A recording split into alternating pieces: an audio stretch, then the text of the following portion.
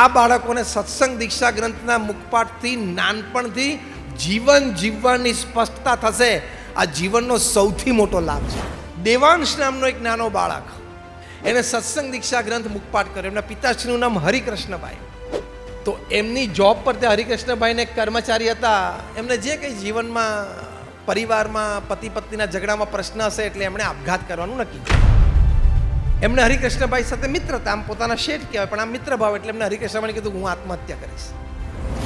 હરિકૃષ્ણભાઈએ ઘરે એક વખત આવીને ખાલી સાહજિક વાત કરી. એટલે ડિનર ટેબલ ઉપર બેઠા હશે રાત્રે, પરિવારને સાહજિક વાત નીકળી. એમના પત્નીને કોઈને કીધું કે આપણે પેલા ભાઈને પરિવાર એને ઓળખે કે હવે એમને આવા વિચારો આવે છે. આ નાનો બાળક દેવાંશ, 9 જ વર્ષનો બાળક, એને કીધું ડેડી મને એનો ફોન નંબર આપો. શું કોન્ફિડન્સ લેવલ કહેવાય. એના પપ્પા કે તારે શું કામ છે? હું એમને સત્સંગ દીક્ષાની વાત કરું ને.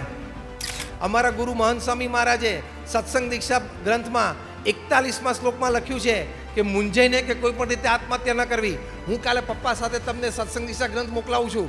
રોજ 10 શ્લોક વાંચજો, તમારો વિચાર ટળી જશે. 8 વર્ષનો બાળક ઇઝ ડુઈંગ સોશિયલ કાઉન્સેલિંગ. 8 વર્ષનો બાળક સોશિયલ કાઉન્સેલિંગ, અને એ પણ કઈ કક્ષાનું કાઉન્સેલિંગ? એક વડીલને આત્મહત્યાનો વિચાર આવે ત્યારે કાઉન્સેલિંગ કરે છે. બીજા દિવસે દેવાંશે એના પિતા હરિકૃષ્ણભાઈ સાથે એ મોકલી. પેલાએ વાંચવાની શરૂઆત કરી અને આને કીધું કે તમારે રોજ વાંચવાની શરૂઆત જે પણ કરો પણ પહેલા 41મો શ્લોક વાંચવાનો જ. પહેલું તો એ જ વાંચવાનું રોજ. તો પેલા તો દિવસમાં 2-3 વાર વાંચે.